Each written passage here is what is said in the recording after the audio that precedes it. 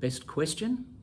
It was actually very early in my career, so we're talking 35 years ago, but I've never forgotten it. By way of background, I started in the industry in about 1987 when the company that took me on was expanding its Melbourne office from 1 person to 3, hence the opportunity for yours truly. And along with new staff, they also acquired a brand new desktop PC. Just one, which we all shared, because they didn't come cheap back then. It was an NEC PowerMate, and it packed a whopping 10 megabyte hard disk drive.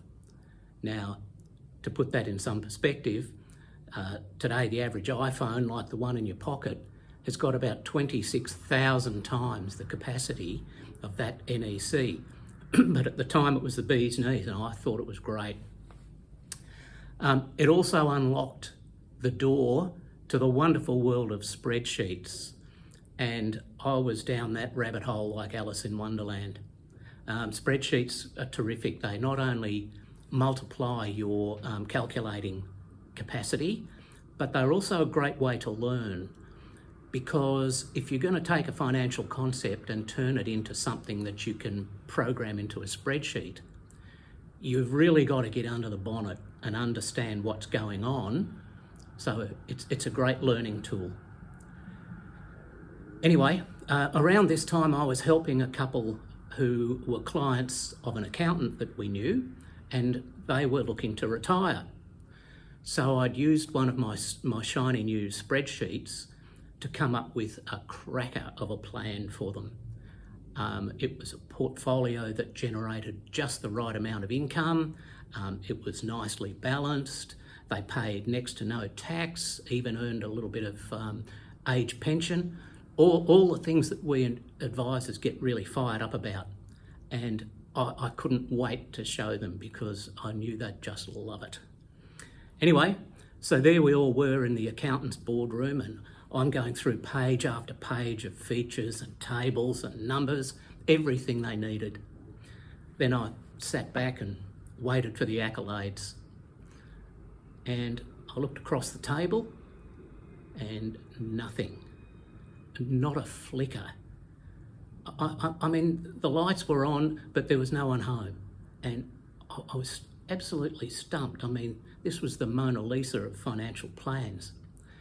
But fortunately, the husband did speak up eventually, and he said very quietly, "There's just one thing I don't understand about all this. How do we get paid?" Well, it wasn't just the penny that dropped, it was the whole safe fell on my head. It's like the coyote in the Roadrunner cartoons. Of course, after 40 plus years of collecting a paycheck, they had no visibility as to how they were actually going to access money to live on.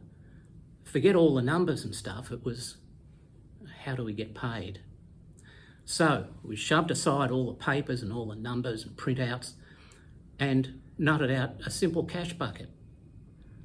All the investments would pay their income into a central bank account, and once a month we'd direct a periodical payment into their hole in the wall account. They'd just go and draw out their money.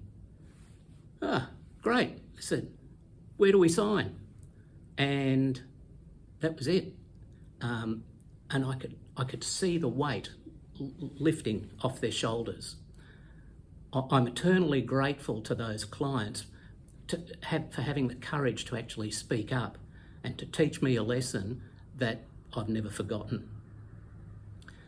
Now, don't get me wrong, planners have got to get the numbers right, and I still write spreadsheets to this day, but they are not what matters to most people.